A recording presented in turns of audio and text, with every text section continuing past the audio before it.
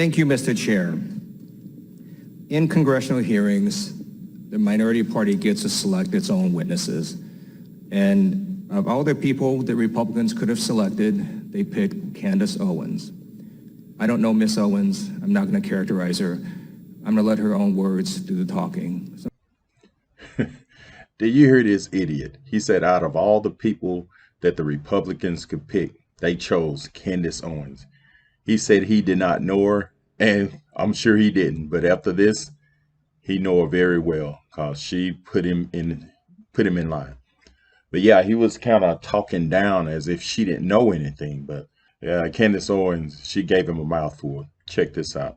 And this guy Ted Lieu, I think this ended his political career. Seemed like all these politicians in California, something wrong with them. Kamala Harris, you got the Ted Lieu, and I don't know what's going on with these people. Are they brainwashed? Or are they getting paid off? Or what? But check this out. I'm going to play for you the first 30 seconds of a statement she made about Adolf Hitler. I agree. I actually don't have any problems at all with the word nationalism. I think that it gets, the definition gets poisoned by elitists that actually want globalism. Globalism is what I don't want. So when you think about, whenever we say nationalism, the first thing people think about, at least in America, is Hitler. You know, he was a National Socialist, but if Hitler just wanted to make Germany great and have things run well, okay, fine. The problem is that he had dreams outside of Germany. He wanted to globalize. He wanted everybody to be German, everybody to be speaking German.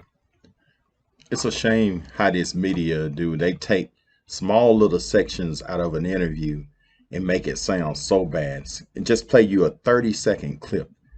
They do this this media is very bad about that. And I found out it's really easy to do since I've been making these videos. You could take splices from here and here and make one story sound totally different.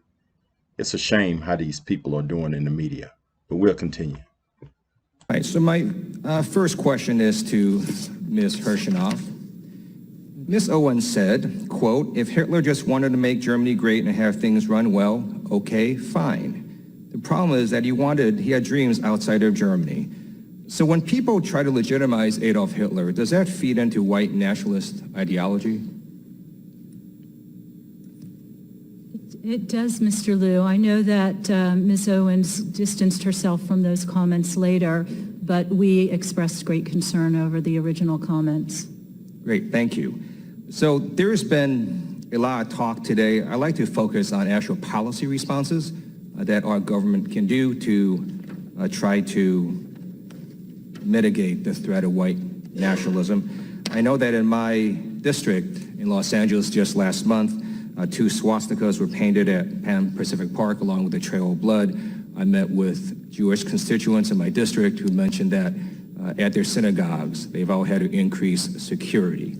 As you know, there is a nonprofit security grant program at the Department of Homeland Security. Do you believe it'd be worthwhile to increase funding to that program? The ADL has, for establishment reasons, First Amendment reasons, been very cautious and wary of government funding to religious institutions. That being said, we well understand the fear and the safety. So I think that is something that has to be done very carefully in terms of one entanglement. I know in the place where in Westchester County where I live, the state and local governments provide a great deal of protection to the synagogue to which I belong. So I do understand, and I would like to work more with Congress, but I want to caution about where we entangle. This is a very difficult thing to do because when we're scared like this, of course we want money. So that is a great point you make, and I want to know that this program would apply to mosques as well as synagogues, so it is not specific to the religion. But it is true, the First Amendment does affect all of these issues, including, for example, private sector companies to say whatever it is that they want. Now, I'd like to also talk about a second program, and this was one that I asked Ms. Clark about, and it has to do with the Trump administration wanting to cut a very specific office called the Community Relations Service Office in the Civil Rights Division of the Department of Justice. Can you first explain to American people what that office does and why it would be a bad idea to cut funding? The Community Relations Service Office is a very critical part of the Justice Department. They are considered the peacemakers. They are the ones who step into communities that are embroiled in the aftermath of a hate incident. They are the ones who you'd want to deploy out to Louisiana, to the parishes where the churches are burning right now. They're the ones that you'd want on the ground right after the Charlottesville hate rally. We are deeply concerned by proposals to cut funding to this office, to shift this office to another part of the agency. It's important that this agency's work be completely non-political, but the very subject matter of this hearing today underscores the urgency of maintaining this office that has been with us for decades. And in fact, one of the reasons this office has worked well is because people who go there and get interviewed, it is not a prosecutorial office, and does that make it easier for people to provide information?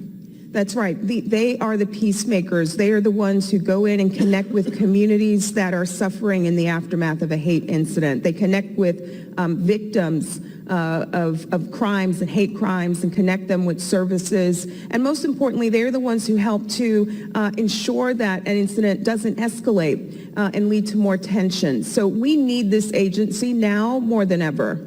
Thank you, and I yield back.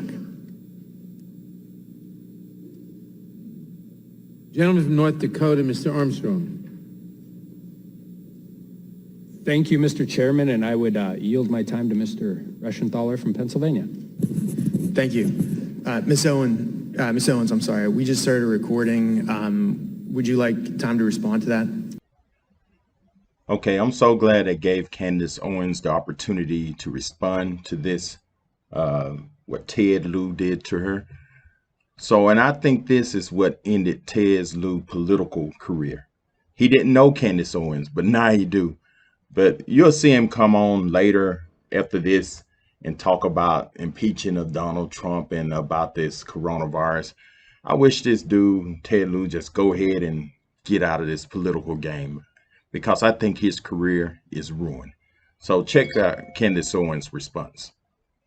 Yes, I think it's pretty apparent that Mr. Lieu believes that black people are stupid and will not pursue the full clip in its entirety. He purposely presented an extracted clip. The witness will suspend for a moment.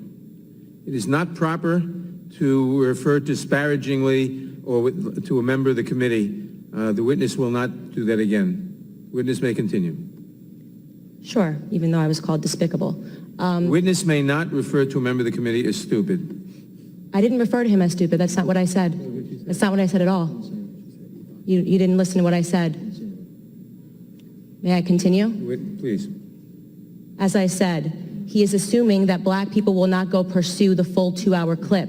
And he purposefully he cut off, and you didn't hear the question that was asked of me. He's trying to present as if I was launching a defense of Hitler in Germany, when in fact, the question that was asked of me was pertaining to whether or not I believed that whether or not I believed in nationalism, and that nationalism was bad. And what I responded to was that I do not believe that we should be characterizing Hitler as a nationalist. He was a homicidal, psychopathic maniac that killed his own people. A nationalist would not kill their own people. That is exactly what I was referring to in the clip, and he purposely wanted to give you a cut-up similar to what they do to Donald Trump to create a different narrative. That was unbelievably dishonest, and he did not allow me to respond to it, which is worrisome and should tell you a lot about where people are today in terms of trying to drum up narratives.